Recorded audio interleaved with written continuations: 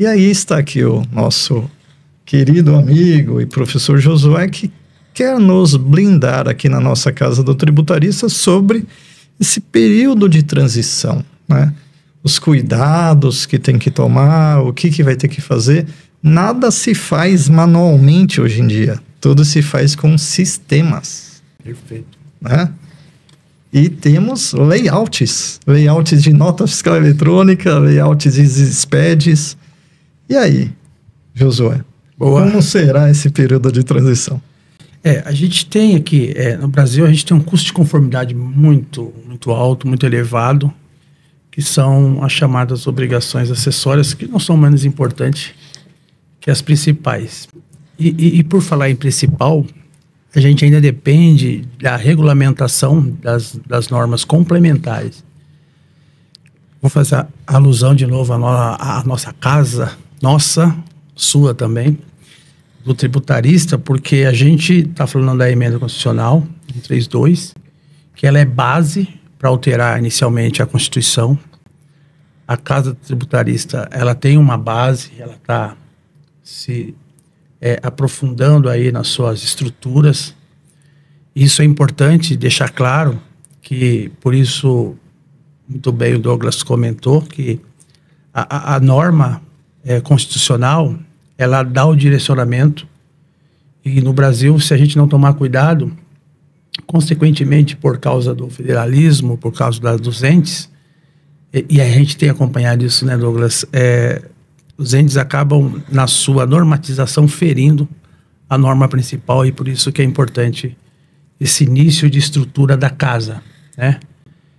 Ser muito cuidadoso, e aí a gente percebe que ali também houve um cuidado de transição, até porque uma ruptura muito forte nesse sistema tributário ocasionaria aí, primeiro, um corte na arrecadação.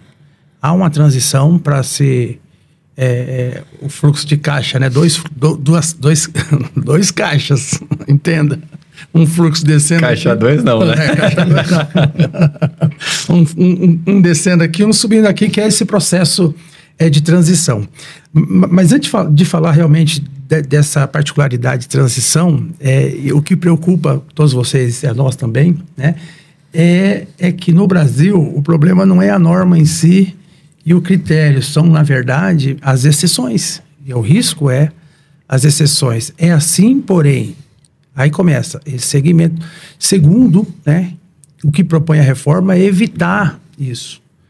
Mas a gente sabe que é muito complicado, porque você tem particularidade de setores econômicos e de quando em quando existe isso, uma força, ou também o princípio da igualdade, ele não é cumprido totalmente se você tratar todos de uma única maneira e não pensar na desigualdade, né? Então, trazer o desigual para a igualdade, às vezes você precisa criar exceções.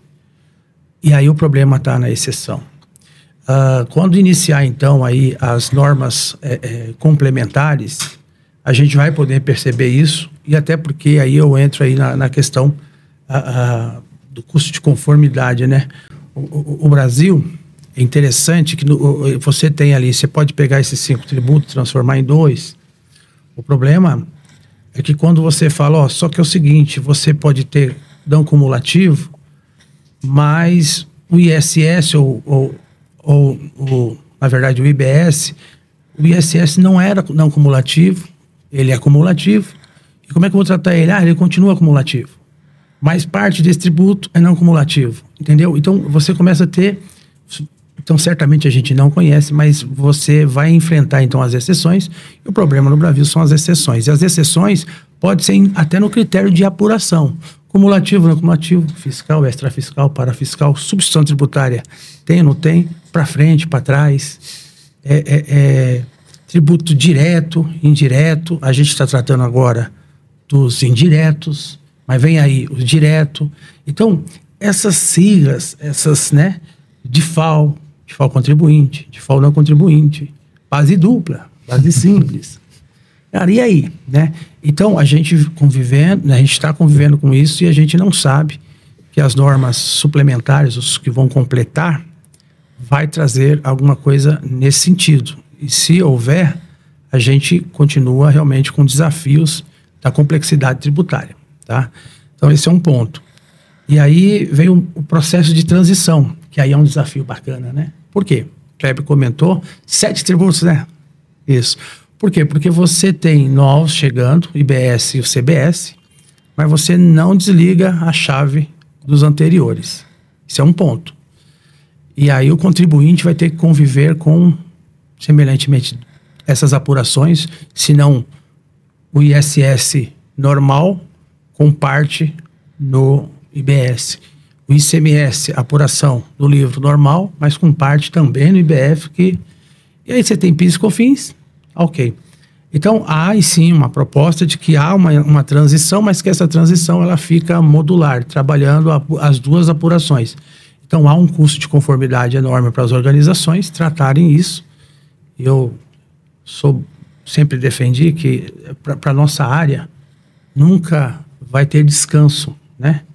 Para quem, como vocês, enfrentou implementação de ERPs e mudanças tributárias, sempre entende que não, vai diminuir, né? vai enxugar. A gente sabe que não, né? Sabe que não.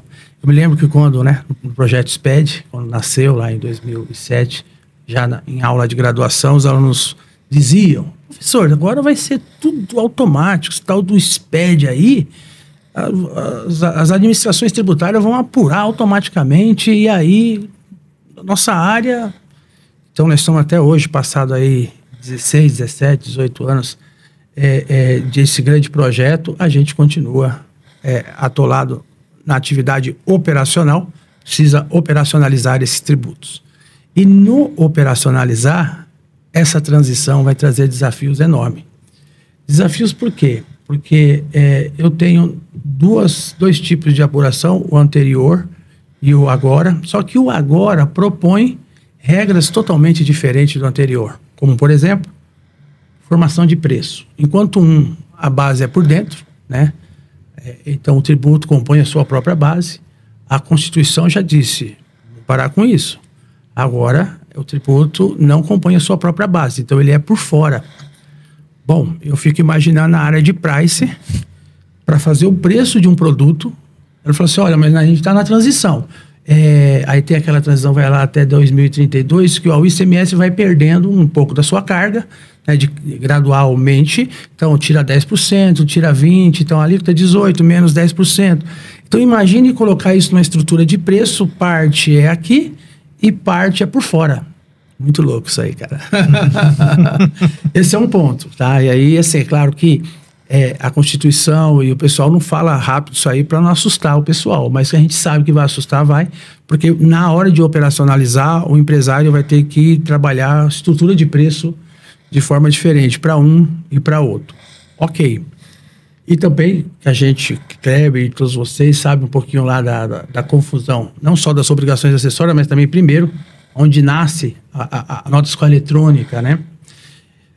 Bom, a gente está falando de novos tributos e a proposta da Constituição, né, da lei, é que esse tributo ele seja não cumulativo, na plenitude. Aí eu digo ressalvado. Exceto, vai ter. Salvo dispositivo em contrário. Já temos já. Então, não cumulatividade plena. Pessoal, assim, se for plena mesmo, após a transição, então dá para automatizar porque tá tudo eletrônico, né? Então pega do outro lado e tal, mas vamos ver. Mas o que me chama a atenção é que os tributos, para ser não cumulatividade plena, e eu tenho transição, que o que está saindo não é pleno, eles são também, são chamados tributos financeiros, crédito financeiro, vale o que está destacado. A gente tem então, aquele negócio do então atual PIS e COFINS,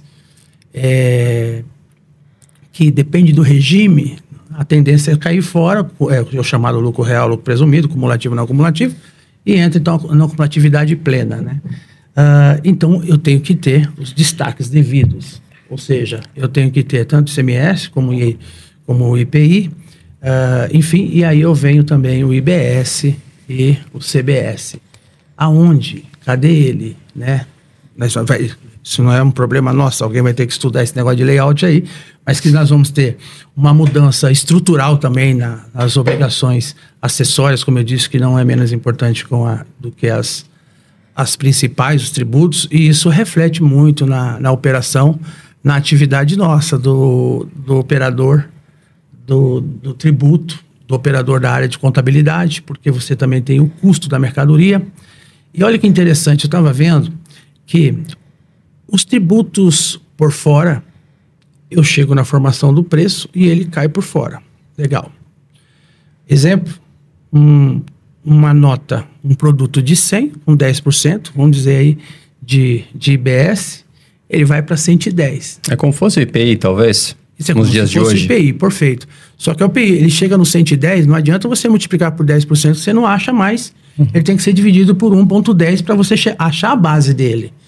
Hoje, os tributos por dentro, o valor do produto vezes 18, você acha o seu 18, você acha. Mas agora, ele por fora, então, se ele está por fora, eu preciso achar a base que foi feito ele. Ok? E para achar a base, eu tenho que dividir 1,10, eu preciso descobrir qual é a alíquota e dividir para chegar no valor da mercadoria, que, consequentemente, abaixo, tem os tributos por dentro. Então, nós vamos conviver com essa confusão. Eu espero que até 2036 ou 32, 33 aí se resolva esse processo de transição, principalmente do IBS, que é mais longo. Mas tá aí. Eu estou colocando isso aí em discussão, porque é um custo de conformidade alto. O cenário pode ainda ter as exceções de modelo de apuração, retenção na fonte ou não. É porque no Brasil se considera, essa presunção é que todos são sonegadores. E não deveria ser assim. Porque quando se presume, né, que todos são sonegadores, você cria muitas regras que vai punir o bom pagador. Né? Então você cria regras de, eu preciso de um reinf, retenção, retém antes, tá? E você vai criando isso aí. Então, se isso continuar, e é uma característica de um país dessa magnitude, a gente tem um custo de conformidade ainda alto diante de uma proposta de simplificação. Não sei se ajudou aí, Ricardo. Eu vou me permitir quebrar... Deu para jogar combustível. Eu vou me permitir quebrar o protocolo aqui, porque como eu estou em casa, né? Sinta-se em casa. Então, a gente está falando aqui de uma série de mudanças, mas Ricardo, qual que vai ser o valor do tributo? Qual que é a alíquota? Assim, a gente está falando de price, ou seja, no primeiro momento a gente discute aqui que não, nós vamos ser afetados, mas a pessoa que trabalha com custos, com preços, quanto nós pagaremos? Qual que é a sua visão agora, aproveitando, Ricardo, você que conhece, transita bem pelos diretos e indiretos, de tudo isso que a gente bateu um papo. Agora, a gente sabe a alíquota, a gente sabe como é que nós vamos, efetivamente, qual que vai ser o impacto. Qual que é a sua visão aí? Se você me permite, vou colocar mais uma pimentinha e usar o expediente que aqui foi concedido para o Josué. Quando foi aprovado no Senado e na Câmara, disse que a lei complementar iria definir qual era a alíquota. Devolvo.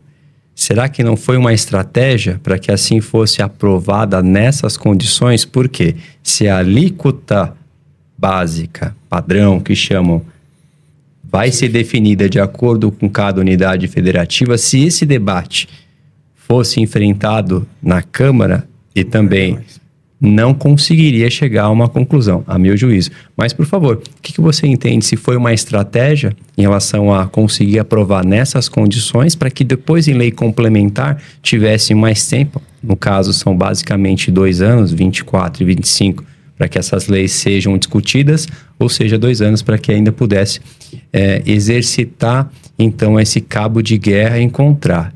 E com isso, algumas exceções, como, por exemplo, a cesta básica, que não temos ela definida, assim como o imposto do pecado, que é o IS, Imposto Seletivo, fala que é mal à saúde. Nós conhecemos alguns, mas você, enquanto negócio, pode elencar outros. Eu sei que tem o cigarro, eu sei que tem a bebida, mas e o refrigerante? Se você faz falar tanto que mal vinho quanto- faz mal à saúde, eu vou brigar com Não, você, hein? Não fala, de forma alguma, inclusive eu acompanho a emenda, eu acompanhei as emendas dos seus respectivos senadores e o Hamilton, que é o senador então vice-presidente, ele colocou no seu voto, na sua emenda, que o vinho de fato é algo que é benéfico, trouxe um estudo muito específico, mas por óbvio, evidentemente que a emenda dele não prosperou. Mas, Ricardo, quero suas impressões também acerca disso, se foi uma estratégia também em relação a não ter o debate específico da alíquota padronizada, justamente para que assim fosse passada nessas condições atuais. Sem dúvida, sem dúvida. Muitas boas provocações, né?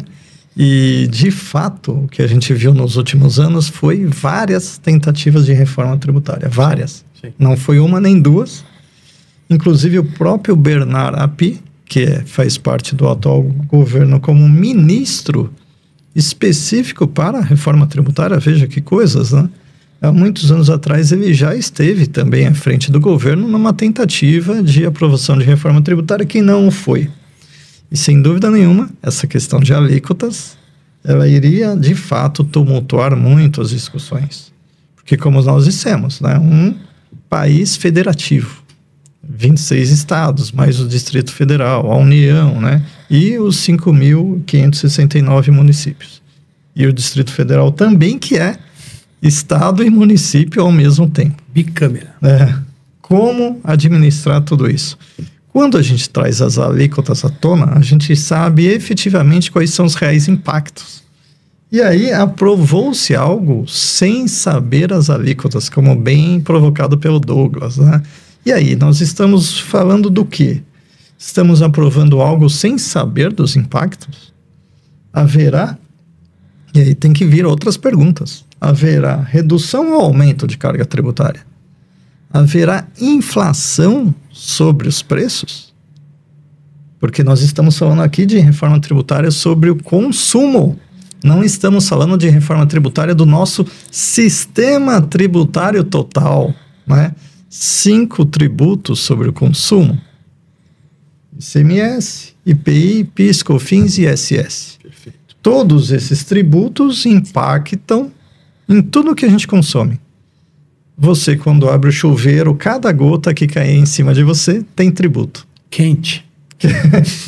Quente, principalmente se for quente. A luz, energia elétrica, normalmente é 70% do preço da energia é tributo. Mas uma das coisas boas da reforma tributária, que até o Douglas disse que é otimista, é justamente a tributação por fora e não a tributação por dentro. Quando a gente tem uma tributação por fora, a gente tem a mesma alíquota nominal com a alíquota efetiva. Perfeito. Muito bem dito aqui pelo professor Josué. A ideia da reforma tributária é não ter tantas exceções, mas não tem como não tê-las. Teremos sim exceções.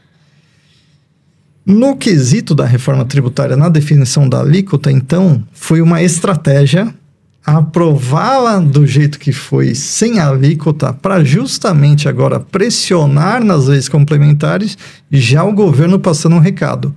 Cuidado, não deixem aprovar muitas exceções. O que se pretende é ter uma alíquota média padrão, igual para todo mundo, nível nacional. Por mais que depois os estados poderão sim dar uma calibradinha na alíquota, mas a ideia é partir todo mundo junto no mesmo patamar, alíquota padrão para tudo, né? E aí quais são os impactos? E aí os deputados, na Câmara dos Deputados, quando aprovaram a PEC 45 e depois ela foi para o Senado, alguns deputados se arrependeram. Porque depois chegaram várias pessoas do mercado e dizendo: você aprovou algo sem saber o real impacto do que você estava aprovando. E isso muda o país como um todo. E quando isso chegou no Senado e os senadores iriam aprovar a PEC 45, eles se depararam com essa situação. Como é que eu vou aprovar algo sem saber o tamanho do alcance que esse impacto terá. Às pressas, o Ministério da Fazenda começou a fazer alguns estudos. E liberou os estudos, se vocês repararem, quando estava em fase de análise para os senadores, para que eles tivessem um norte, ainda não contaminando o texto, mas um norte para os seus assessores dos senadores tentarem ver os eventuais impactos. Nesse estudo, saiu algo em torno de uma alíquota média padrão de 27,5%. Porém, eu sou muito reticente com algumas questões, principalmente porque a gente acompanha as leis e a gente acompanha os projetos de lei. E tinha saído um projeto de lei de número 3887 de 2021 que criou a CBS. Perfeito. Nesse projeto de lei, a alíquota da CBS está dada. 12%. 12% por fora. Né? Que por fora. A soma do 9,65? 9,65 que é por fora, né? Que é por dentro. Fazendo um cálculo aí por fora. Por aí. Né? Razoável. Razoável que ele jogou um pouquinho a mais, né? Razoável. Para 27,5%. Então, se a gente pensa em 12, né, que é o que está dado lá no projeto de lei 3887 para 27,5, falta 15,5. E aí a gente pensa, as alíquotas do ISS vão de 2% a 5%. As alíquotas do ICMS, alguns estados andaram elevando as alíquotas de ICMS, né? Se eu pego uma média de 3% de ISS e vou ter 15, quer dizer que eu vou ter uma alíquota, então, de ICMS, que seria a alíquota de ICMS de 12. Certo? De 12. No seu estado que você está aí, qual é a alíquota do teu estado? Eu já digo de antemão que São Paulo, conhecido por muita gente, a alíquota interna é 18%. Tem estado que é 20%, tem estado que é 19%, tem estado que é 21%, tem estado que é 22%. Né? Será que é? E os benefícios fiscais? Será que aquelas alíquotas que estão sendo praticadas é o que de fato está gerando o recolhimento efetivo de ICMS? Ricardo, então, permita-me então fazer aqui uma corte, ou também, oportunamente no que você está falando, talvez até para esclarecer muitos. Por essa razão, a gente está com alguns estados que provocaram um aumento na alíquota para ou buscar compensação nesse estudo para distribuir, ou efetivamente constituir esse caixa, ou deixar, olha, já que vocês prometeram que eu não vou ter redução e também não vou ter aumento, né? Então tá aqui, eu elevei antes da entrada. Como é que a gente enxerga isso, ou talvez passar para os demais? Porque de fato foi muita ousadia de muitos estados, o aumento de 2 pontos percentuais, 1,5%, 1%. Como você comentou, eu trouxe aí, porque o colega lá realmente teve muito alíquota aumentando. O que você acha? Será que foi isso? Está dentro dessa previsibilidade qual será a alíquota, e 27,5% pode ser baixa, já que os estados estão enxertando mais alguns aumentos. Excelentes reflexões, e agora a gente entrou num momento do quê? De disputa política.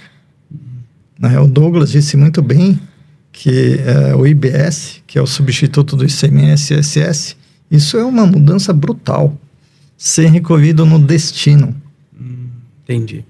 Então, veja que quando é recolhido no destino, significa dizer que atualmente nas alíquotas interestaduais, a gente tem 4%, quando o item é importado e revendido, de ICMS, certo. A gente tem 12%, ou a gente tem 7%. Essas são as alíquotas interestaduais conhecidas. Como ficará no IBS? Né? A gente busca a simplificação dizendo que, como bem dito pelo Josué, DIFAL, ICMS, substituição tributária, antecipação de ICMS, monofásico. Será que de fato acabará o monofásico? A ideia da reforma tributária é que essa simplificação traga para que nós, operadores do dia a dia, não tenhamos que ficar vendo a cada item, a cada NCM, protocolo ou convênio no estado de origem e destino, para saber se tem substituição tributária, quer seja de um estado para o outro, quer seja na antecipação na entrada do estado. Hoje é esse manicômio tributário. Me parece, e quero acreditar, que a reforma tributária vai acabar com tudo isso quando coloca a tributação no destino, não tendo então mais a alíquota interestadual. Não tendo mais que controlar diferencial de alíquota de ICMS, que é o DIFAL, ICMS por substituição tributária, itens monofásicos. As exceções têm que ser poucas. Então a disputa agora passou a ser política, por quê? Se você refletir bem no município, no estado que você mora, se tem uma grande indústria hoje, a arrecadação dela é gerada para o estado e para o município, através da Fundo de Participação dos Estados e Fundo de Participação dos Municípios. O IPI, ele vem naquela indústria para os cofres públicos do seu estado e para os cofres públicos do seu município. A reforma tributária está dizendo o quê? Que ela pretende zerar e não acabar com as alíquotas do IPI. Sim. E aí, quando zera, tira essa tributação. Então, os estados e os municípios vão perder 25% desse IPI, que vem para os estados e municípios. Impacta todo o cidadão brasileiro no município que você está, que tem uma grande indústria, que hoje isso retorna para o seu município e não retornará mais. Sabe por quê? Porque essa indústria produz para vender para o Brasil inteiro. E a tributação vai deixar de ser na origem e vai ser nos diversos destinos. Né? E aí, por que o IPI, então, a gente vai dizer um pouquinho mais para o final, ele não vai acabar? Por causa da Zona Franca de Manaus. Não vai poder acabar o IPI. Porque um dos diferenciais competitivos da Zona Franca é justamente o IPI, que a gente vai dizer um pouquinho mais, né? Então, na composição de alíquotas, agora, de fato, é uma briga de poder, por quê? Com o IVA dual, de fato, você tem um tributo que é só da União e ela não abre mão. PIS e COFINS, CBS. 100% da arrecadação é da União e a União está em berço esplêndido. Vamos falar daqui a pouquinho sobre o sistema de tributação. Como ficará para as empresas do Simples Nacional, do lucro presumido e do lucro real? Cada sistema de tributação tem um impacto diferente e afeta a vida de todo mundo. O Kleber vai falar sobre o Simples Nacional, né, Kleber? E aí vai dizer quais... O que muda, né? Parece que tem uma questão optativa do Simples Nacional e tal, né? Agora, se essa alíquota é geral, ampla, igual para todo mundo, teremos impactos diferentes? É benéfica para a indústria, para o comércio, prestador de serviços? É tudo isso que a gente tem que navegar e entrar. Né? Só vou me permitir pegar um gancho. Vou me contabilizar aqui 2 minutos. Hoje, por que a gente enxerga nos estados a estrutura dos investimentos? Benefícios fiscais. Perfeito. Quem atrai o empresário? O benefício. Monte sua unidade aqui que eu efetivamente te concedo uma isenção de IPTU, te forneço o terreno, te concedo créditos de ICMS presumidos, uma carga menor. E então aquele estado, município se desenvolvia por conta de abrir mão de arrecadação para trazer uma certa industrialização. E isso foi muito cômodo por muitos anos. Agora, se o estado consumidor é o que vai efetivamente receber o recurso, os estados vão ter que oferecer infraestrutura para que eu não quero morar em São Paulo. Eu vou morar no estado X, porque ele me concede uma infraestrutura adequada. Então, a localização do empreendimento agora vai ser importante. Eu preciso saber onde está o meu mercado consumidor. Então, o reposicionamento dos negócios, que antes era muito comum por conta dos incentivos fiscais, agora se dará, porque antes a gente pensava no negócio como o quê? Tributário. Onde eu vou montar o meu negócio? O tributário, ele tinha uma importância fundamental. Não vou dizer que não vai ter. Mas hoje, se meu mercado consumidor estiver no Nordeste, eu montar uma empresa no Sul, sendo que eu vou ter toda a logística de distribuição, será que vai fazer valer a pena? Ou com incentivo fiscal, valeria. E sem incentivo fiscal? Então, ou seja, trazendo essa questão da arrecadação e para onde vai o recurso, eu vejo agora que as administrações tributárias terão e aí não só as tributárias, mas as administrações em geral terão que trabalhar muito bem com o recurso do contribuinte, porque eu estou comprando o produto aqui e você está recebendo recurso para investir aqui. Se você não vai investir aqui, eu vou para um lugar onde ele está investindo esse recurso para me fornecer infraestrutura. E as empresas vão acompanhar essa modificação. Ou seja, eu preciso estar mais próximo do meu mercado consumidor. Perfeito. E aí, a questão dos créditos tributários, que hoje são muito importantes para a tomada de decisão, e por óbvio, a gente, como eu falei, eu vou ficar aqui nos meus 2 minutos. Por óbvio que a gente olha, por exemplo, São Paulo tem uma sistemática de devolução de créditos de ICMS muito efetiva. Ultimamente, a figura dos créditos acumulados de ICMS tem tido uma vazão muito grande. A gente tem trabalhado em alguns projetos que tem 6 meses, 5 meses.